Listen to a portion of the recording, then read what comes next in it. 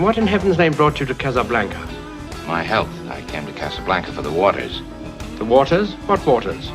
We're in the desert. I was misinformed. He taught me, keep your friends close, but your enemies closer. The ability to speak does not make you intelligent. You're tearing me apart! What?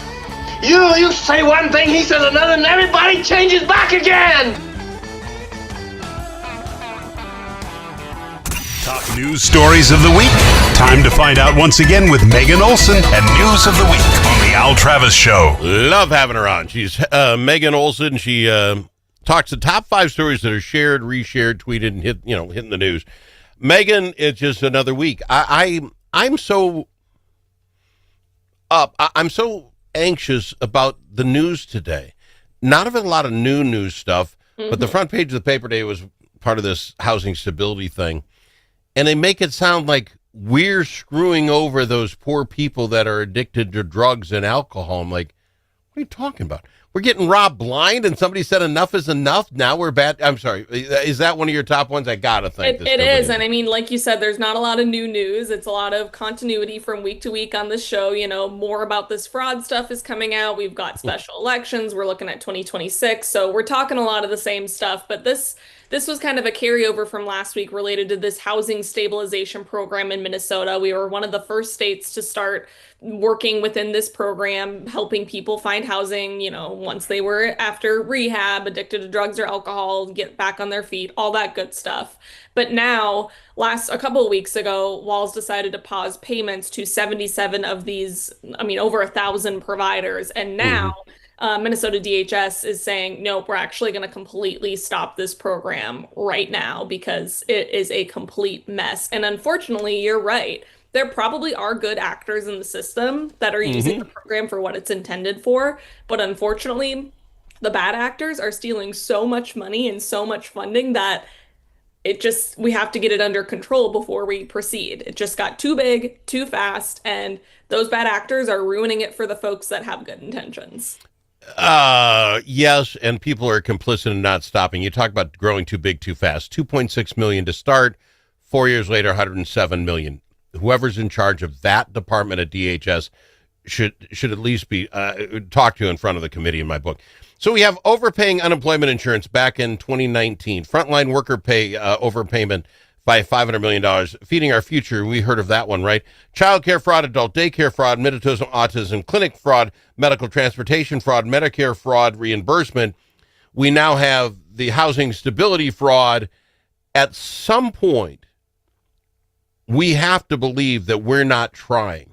This cannot be this easy. The one in the paper today, which got me flying, is that these folks that find housing for addicts of addiction, drug, or alcohol, they're all going to be on the streets. If you read the Star Trib Day, it's the most it's heart-wrenching, Megan, that we are throwing these people out. They don't even really go into the idea the reason this happened is because this scandal breaks earlier was that these addiction recovery people could talk to, let's say, Al the addict for 35 minutes and get paid for the hour. I don't know what the limit was on it, but they could say, hey, Al, we talked to you 7 times this week, every day.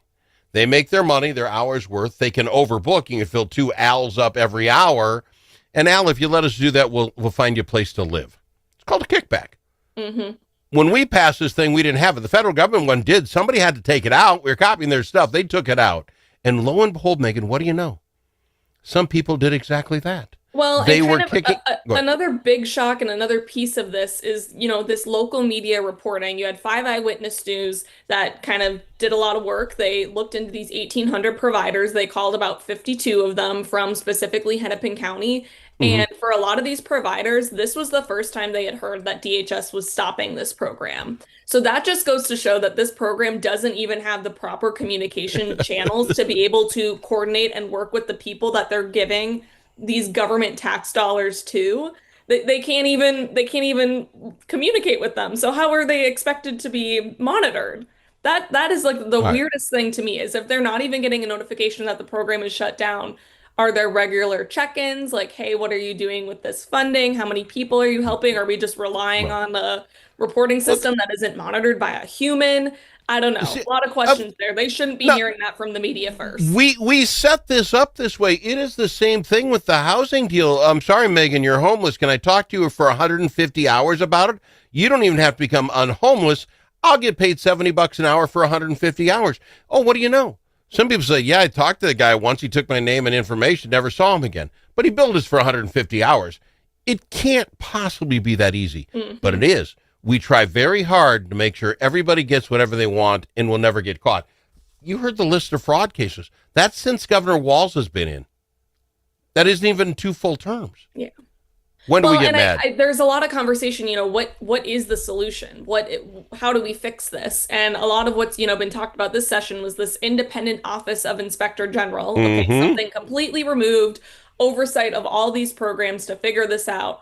Well, that alone costs $9 million. And then who's to say? We say that, same thing with this housing stabilization thing. We say 2.1 million, it grows to 101 million. Like, I'm not sure if more government is the solution.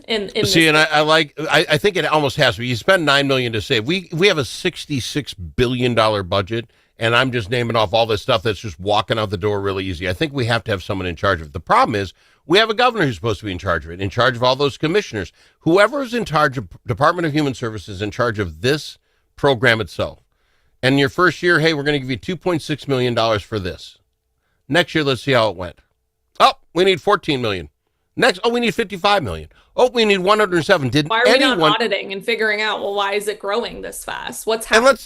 And at 2.6, we figured 30,000 homeless people. Okay, I don't know what the number was. And you come back to me for 5 times the money. Was it because we're off 5 times the homeless people? No, we just have a lot of people talking really a lot. Well, maybe that's the problem. Let's see how many of the homeless, the 30,000 are gone, or, back in housing. No, none of them. Well, then stop.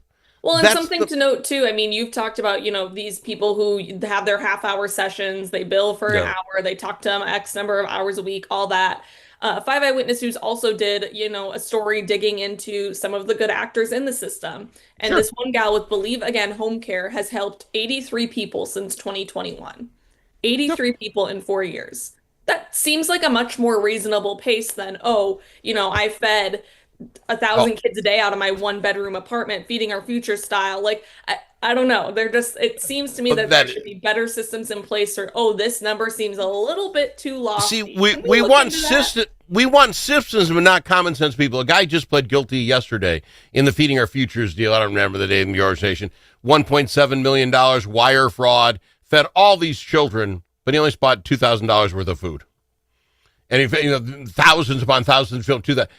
Common sense is your bills for you pay $2,000 and you want $1.7 million. Common sense. My problem is, my opinion, and I'm not ripping everybody in the state of Minnesota.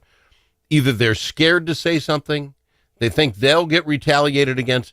There should be whistleblowers like this, like that. Just coming out of the woodwork. But we don't have them. There's something internally wrong. That is not my money. I don't care. But at some point, I want to be the first one to get the name of the person who yells, "Hey, here's some more fraud. I caught it. I told my boss. Boss said, don't worry about it. Let me know. We'll protect you." It is just unfathomable to me that kind of stuff can go on. Well, and you will, I think this is not going anywhere. This is going to be a subject for 2026. I think this is going to be a topic of conversation at the, governor's level. I think those that are running for U.S. Senate, it'll be a topic of conversation there. I mean, a lot of this there's federal funds involved in this equation as well. This will definitely be a key issue in 2026 for sure. More is going to continue to come out.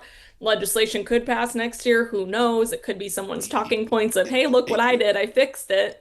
You are a bright young lady. You tell me how this governor, looking to go for his 3rd round, which even if things were running perfectly, Minnesota has never said, okay, we'll take a 3rd round of the same guy. Right? Never has. And then you sit here and listen to that list that I just came up with, the fraud that seems to be going nowhere, that we finally turned one off. Name one of the other ones we turned off. This one we did. How does this cat think this would be a good time for me to run? Yeah. And that's, I think, part of the reason why he hasn't announced yet. And there's still some ambiguity there. And we have these special sessions, and he's endorsing the Minneapolis mayor race. He's very distracted. Yeah, well, yes, and by being distracted, he only hurt his own party. We're getting down here where you, at some point, if you're not running, someone else has to get in. Exactly. You're wasting some time. We got to go to break. Much more to talk about with Megan's News and Review right after this. Think about it. A famous politician once said, "You're entitled to your opinion, but you are not entitled to your own facts." But in a world full of AI and fake news, where can Minnesotans find the facts? Center of the American Experiment is Minnesota's go-to source for fact-based analysis and common sense solutions for taxes, energy, public safety, and our kids' education. Visit AmericanExperiment.org for more information. Think About It is brought to you by Center of the American Experiment, Minnesota's think tank. Achieving your financial goals requires individual planning and a comprehensive approach. At Midwest Money Management, our mission is to provide you with the knowledge, tools, and confidence to feel comfortable financially today and secure about tomorrow. Learn more at MidwestMoneyManagement.com. That's MidwestMoneyManagement.com. Securities offered through JW Cole Financial Inc., member FINRA and SIPC. Advisory services offered through JW Cole Advisors Inc., Midwest Money Management, and JW Cole Financial Inc. and JW Cole Advisors Inc. are unaffiliated entities.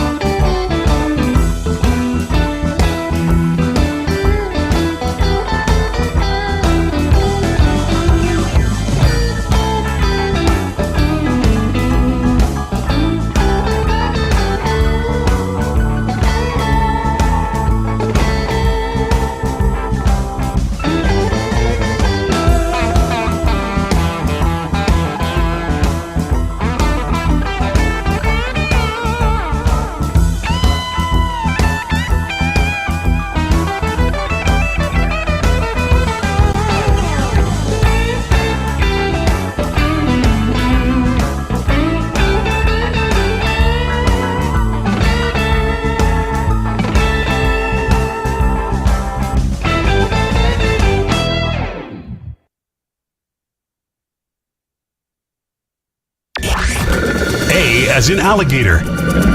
L also in alligator. But it's not alligator. It's the Al Travis Show. Now we're lucky to have her. It's Megan's News in Review on the Al Travis Show. Next big story, what do you think it is? Is it the mayoral race? You brought it up with the governor. Yeah. I mean, putting that's his fingers on the city scale. big story, but I think an arguably bigger story is what's going on here in Minnesota with the Secretary of State and the Department of Justice. And we don't talk too much federal on this program, but this is, I mean, Minnesota's still tied into it. Something weird is happening here. The DOJ wants Minnesota, the Secretary of State, to share some voter registration details with them, and Secretary of State Steve Simon is like, no, absolutely not. I will not do that. I will not comply, and says that he has the legal standing to not comply. Well, I don't know, because I think they can legally do it. It was just a request. They requested of all 50 states, so this isn't going after Minnesota. You know, they audit on the federal level. We don't audit in Minnesota. Why would we? We have perfect systems. Scott Simon, Secretary of State. Oh, we got a perfect system. There's no reason for it. Well, I was kind of ripping it yesterday, and actually it was Shannon Watson.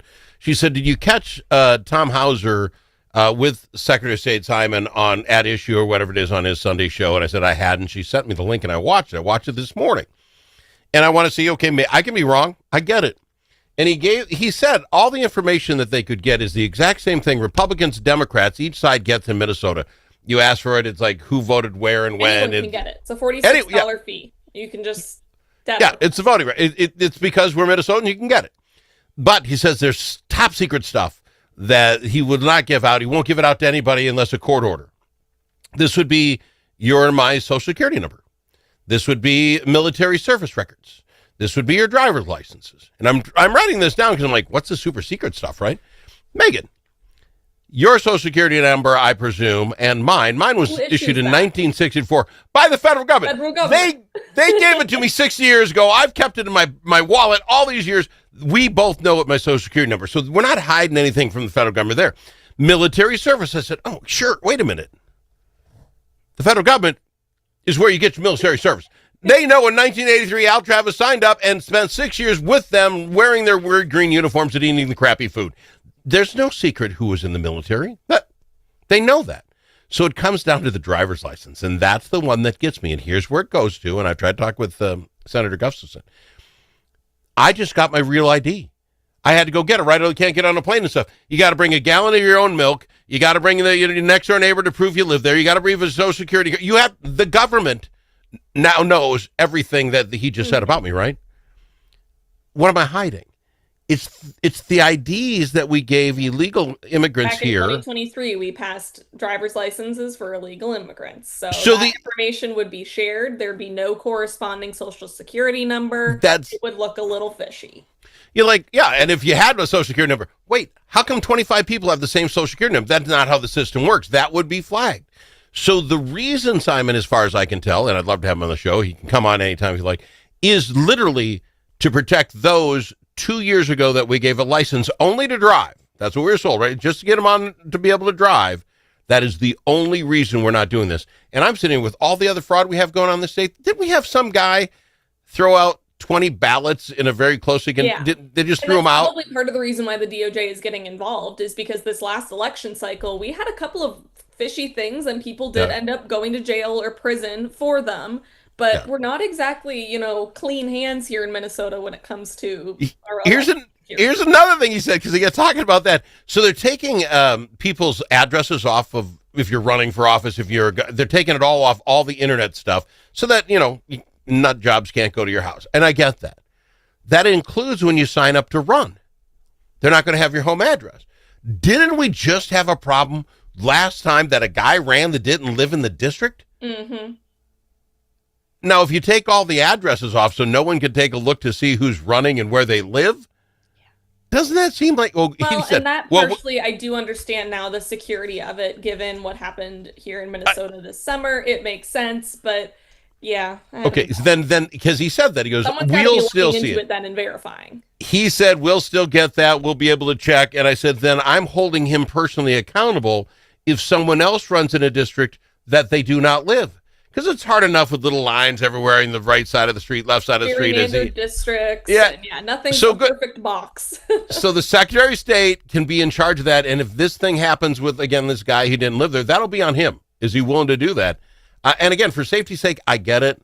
Now, that stuff is listed somewhere. I don't know how in the world you can be a state senator in Minnesota and people don't know where you live.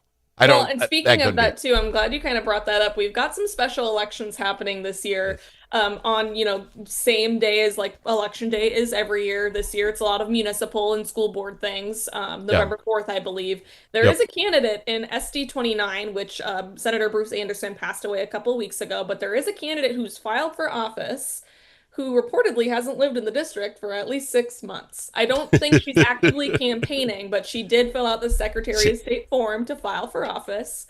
But interesting little segue. I thought, maybe this issue isn't over yet. People see that, and we would not know that because it will not be listed on the application. And for folks who don't do this, you go to the Secretary of State's office, you take a look by district, you see who's running, who's not. All the information's there. It has to be, except for addresses now. And that's just funny. You bring it up. The very next election, a special election, shouldn't live here.